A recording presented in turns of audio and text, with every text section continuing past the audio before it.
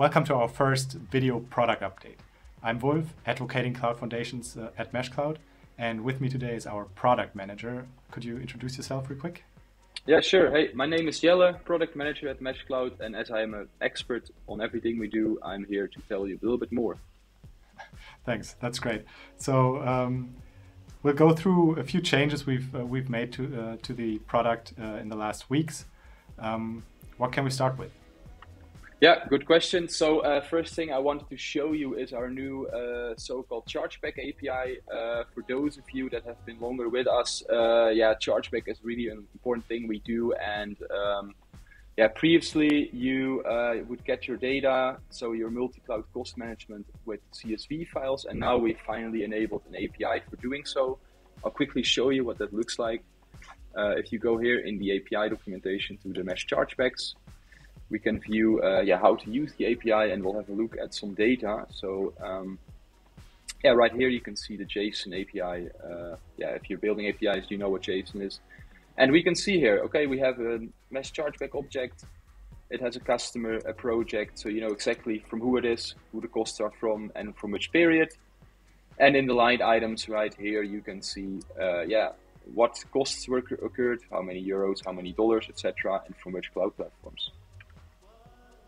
Cool. I'll link the documentation page in the description, so everybody can read up on that. I guess everybody who's interested in using this API can have a look there and find everything. The next item I see we have on our list is to view users and roles. What's that all about? Right, this is a quality of life update for those that are often in the mesh panel. So if I just quickly go to the admin area, I can see my name now in the top right. This is pretty helpful, especially for organizations that have really complex identity and access management setups, where it's sometimes just not really clear who you're logged in as, in what user, or even in what role. This is now all visible, so I see my name on the top right, little bubble next to it, and I can also see which role I am logged in as. Additionally, in our product, we can be logged in and as multiple roles. So if I go, for example, to one of my customers here, Jelle's Workspace, you'll see on the top right that it updates automatically to the role that I'm here in. So this is, in this case, customer owner, could also be anything else. And that's all visible now. So I'm no longer guessing, what role I am logged in as. It sounds like a pretty basic feature, and I'm glad that we have that now. And Absolutely. We don't get confused who we are, basically. Exactly. But on the first tab you just showed, I saw that the chart looked much nicer than when I last checked, and I know that we did something there as well in the whole chart department. Right, that was very well seen of you. So if we go to the payment methods, which we have a bunch of them here. And I want to know, how is my budget doing here, Q1 2021? The chart looks a bit different now. We styled it up a little bit, looks a little bit better, feels a little bit better. It's more easily readable to see the budget limit that I'm dealing with here on this particular payment method. And of course, this is nice for the payment method charge. And additionally, we put this change into place to accommodate ourselves for a lot of upcoming charts and dashboards. So stay tuned for those kind of updates as well. Yeah, we know that everybody loves dashboards and charts. So, yes, they do. Yes, they do. It's cool to have more of them in the future, and even better if they look actually kind of beautiful, like they do right now. Right. What is the next item that we have? I think it's also the last one. The last item on the list, this is for the service developers out there. So anybody that's using our integration with the Open Service Broker API will be a lot happier nowadays.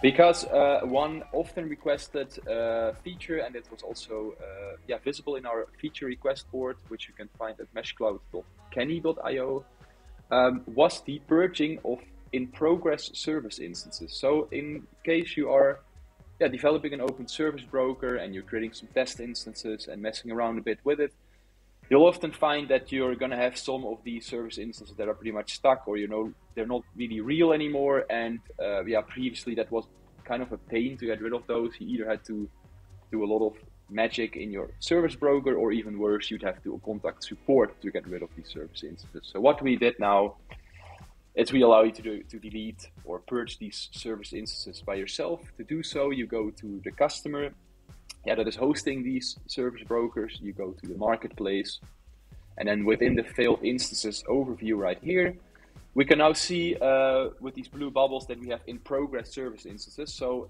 any in progress service instances will now be shown in the screen as well. Often they indicate that they're actually stuck, so you can get rid of those yourself. How you do that is you click on the little bin icon right here, click on purge service instance, and I just quickly confirm my action. It is sometimes a little bit tricky to do these kind of things, so be careful. Confirm, and it will be gone. There it is. It's gone. Pretty cool. Pretty cool. Yeah. I think that was the last item, and that's it for the video. Was the first video we did in this format. I hope you're up for at least like the next one, or maybe even more. Would be cool if we could do that together regularly. And thank you for watching. Like the video, subscribe to our channel if you don't want to miss out on any other videos. We publish videos every week on all things cloud, strategy, technology, culture, and our product, meshStack. So, Jelle, thank you very much for being with me, and see you next time. Of course. Thank you for having me.